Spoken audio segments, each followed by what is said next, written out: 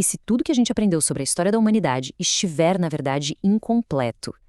E se um capítulo inteiro da nossa jornada, de uma civilização avançada e esquecida, tivesse sido simplesmente apagado do tempo? Com base nas investigações de Graham Hancock, a gente vai explorar essa possibilidade, que é, no mínimo, chocante. Vamos mergulhar nisso? Pois é, essa é a ideia central que a gente vai investigar aqui. Essa tese provocadora de que a narrativa padrão da civilização, aquela que a gente aprende na escola, sabe, pode estar deixando de fora uma peça fundamental do nosso enorme quebra-cabeça. Então, é aqui que a nossa investigação começa de verdade. O lance aqui é que a gente talvez não esteja olhando só para ruínas antigas, mas sim para os ecos de um passado que foi esquecido. Pensa bem nisso um pouquinho. A história que a gente conhece começa ali com a agricultura, as cidades, a escrita, tudo isso há poucos milhares de anos.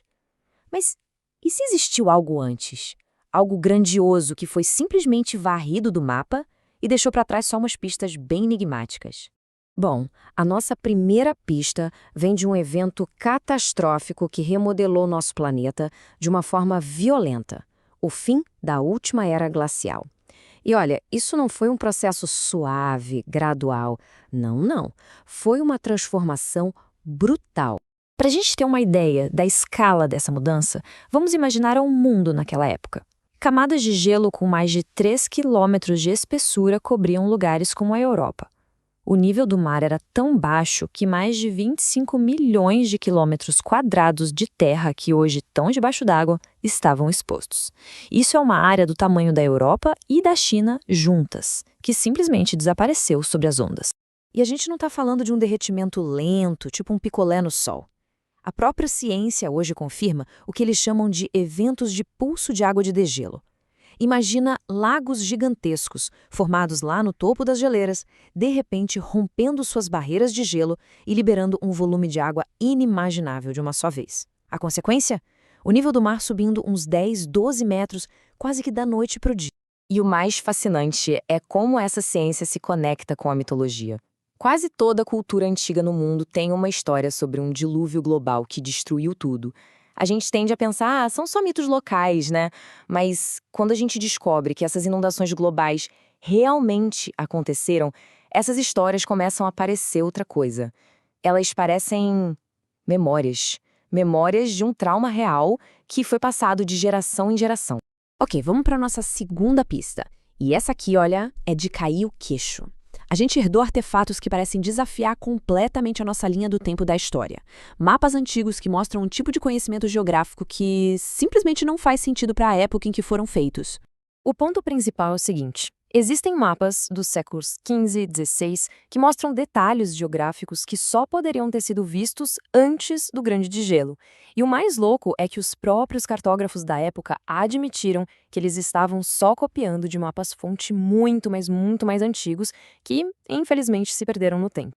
Isso aqui resume perfeitamente o problema. O famoso mapa de Piri Reis de 1513 mostra a costa da Antártida.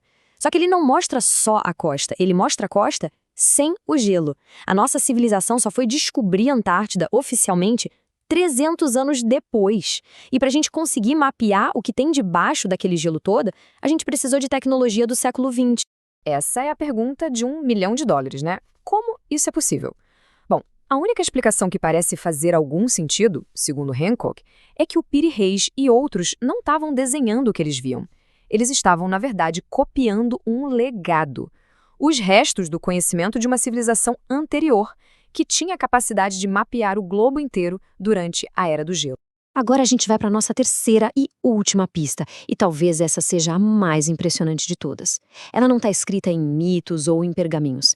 Ela está cravada na própria pedra dos monumentos mais famosos do mundo. O Platô de Gizé, olha, é um lugar cheio de mistérios.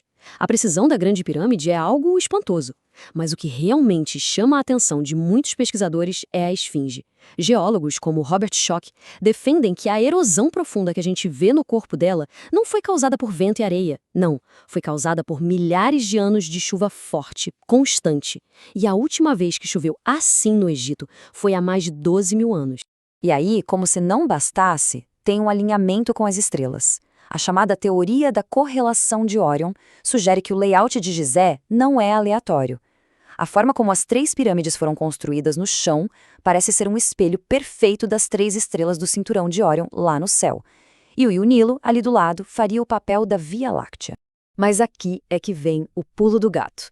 Por causa de um ciclo astronômico chamado precessão, a posição das estrelas no céu muda, bem devagarinho, ao longo de milhares de anos. E aquele alinhamento perfeito entre as pirâmides e as estrelas de Órion, ele não bate com a data oficial da construção, lá por volta de 2500 a.C. O momento em que o espelho entre o céu e a terra ficou perfeito foi em 10.500 a.C. E tem mais. Nesse exato instante, a esfinge, que tem corpo de leão, estava olhando diretamente para o nascer do sol, bem na sua contraparte no céu, a constelação de Leão. Uma coincidência impressionante.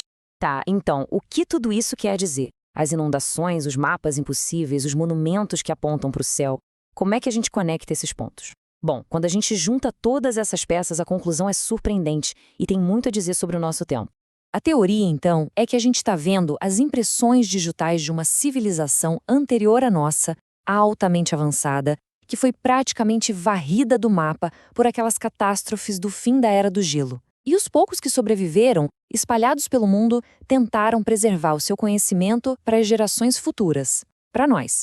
E o mais arrepiante é que alguns textos antigos, como o Hermética do Egito, têm profecias que falam sobre uma era em que a humanidade ia perder sua conexão espiritual, onde a sabedoria seria vista como loucura e a maldade como virtude. Uma descrição que, para muita gente, soa bem familiar hoje em dia. Então, o ponto principal é o seguinte: isso tudo não é só sobre o passado, é um alerta.